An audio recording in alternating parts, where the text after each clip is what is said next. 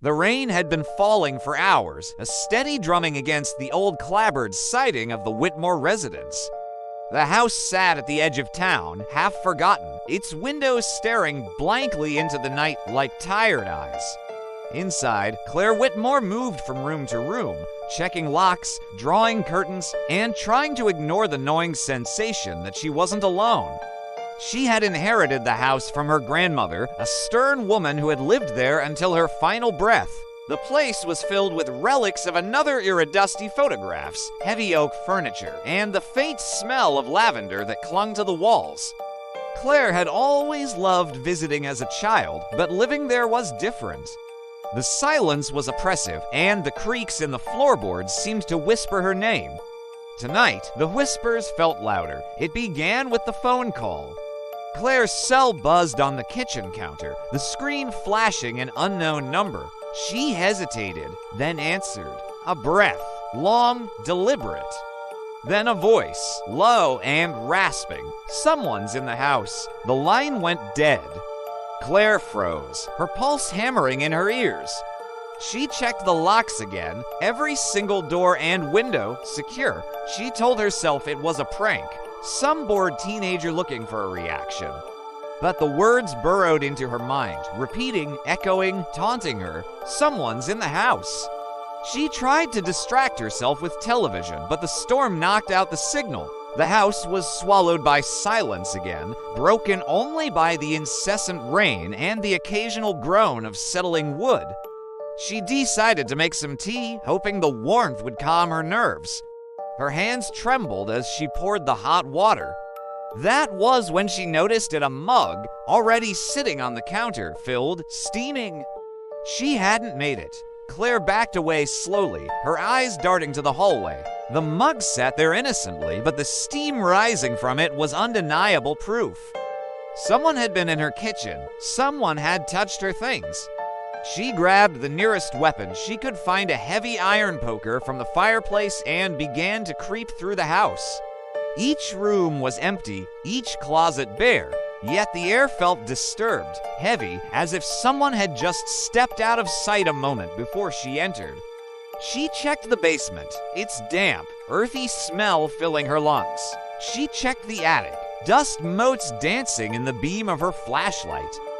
She even looked under the beds, nothing, but when she returned to the kitchen, her blood ran cold.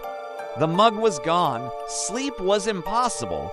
Claire lay in bed, staring at the ceiling, every nerve on high alert, listening. Around midnight, she heard it, a faint scratching sound like nails dragging slowly across plaster. It was coming from inside the walls, moving deliberately, unhurriedly. She pressed her ear against the cool wallpaper and held her breath. A whisper, "Claire!" She stumbled back, her heart racing so fast she felt dizzy. The house was speaking to her, or someone inside it was. She tried to rationalize, to convince herself it was just mice, the wind rattling the old frame, her own overwrought imagination playing tricks on her. But then the whisper grew louder, clearer, impossible to ignore. "I'm in the house." At 2:17 a.m., Claire was jolted awake by the sound of footsteps. These weren't the familiar creaks of old wood. These were deliberate steps, heavy and slow, moving down the hallway right outside her bedroom. She held her breath, clutching the poker so tightly her knuckles turned white. She listened as the steps stopped directly outside her door. The silence that followed was terrifying. Then the doorknob began to turn. Claire lunged forward, slamming her entire weight against the door. She heard a grunt on the other side, a low, guttural sound of frustration. The knob twisted violently back and forth, but she held firm, her body shaking with a surge of pure adrenaline.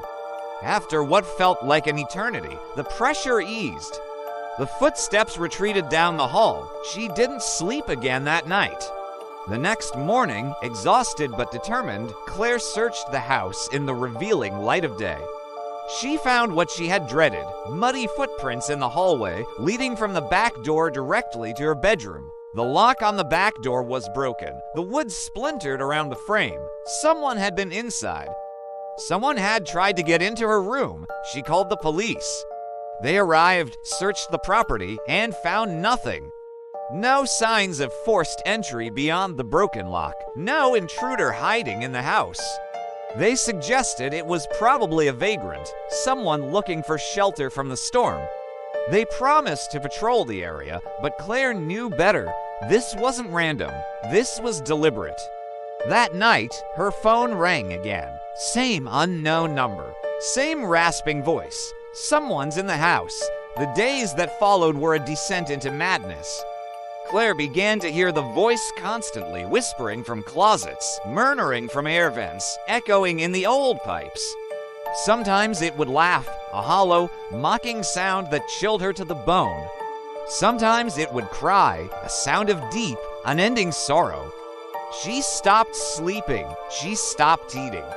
The house was consuming her, desperate for proof, for something to show she wasn't losing her mind.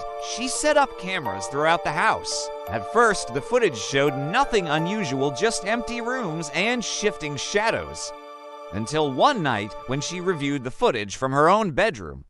She saw herself sleeping peacefully, and in the corner of the room, a figure stood. Tall and faceless, a silhouette of pure darkness, watching.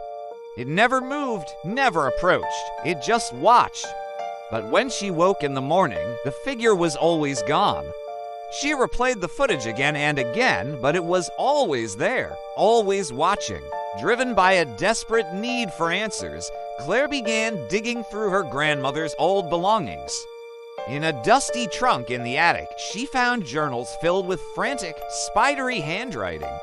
Her grandmother had written about the man in the house, a presence that lived within the walls, that whispered at night, that watched her sleep.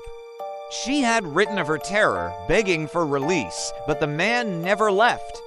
The terrible truth settled over Claire like a shroud. The house wasn't haunted. It was inhabited.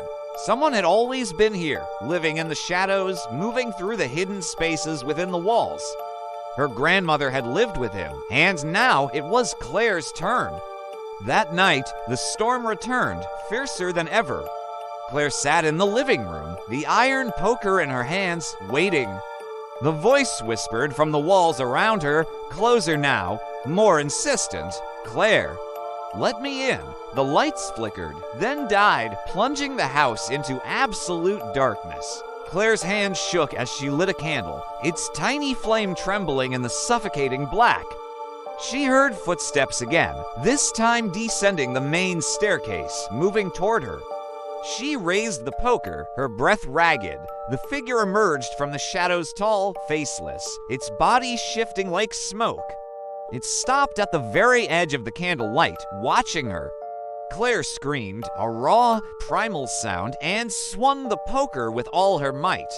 It passed through the figure as if through empty air. The candle extinguished, and the blackness swallowed her whole. The last thing she heard was the voice, whispering directly in her ear. "Someone's in the house." Weeks later, police found the house abandoned. Claire was gone. Her belongings were scattered, her cameras smashed. The only clue was a single mug on the kitchen counter filled with a steaming liquid as if waiting for someone to return. And in the recovered footage from that final night, the figure stood closer than ever right beside Claire's bed, leaning down, whispering. The very last frame showed Claire's eyes opening, wide with a terror beyond comprehension, as the faceless man reached for her.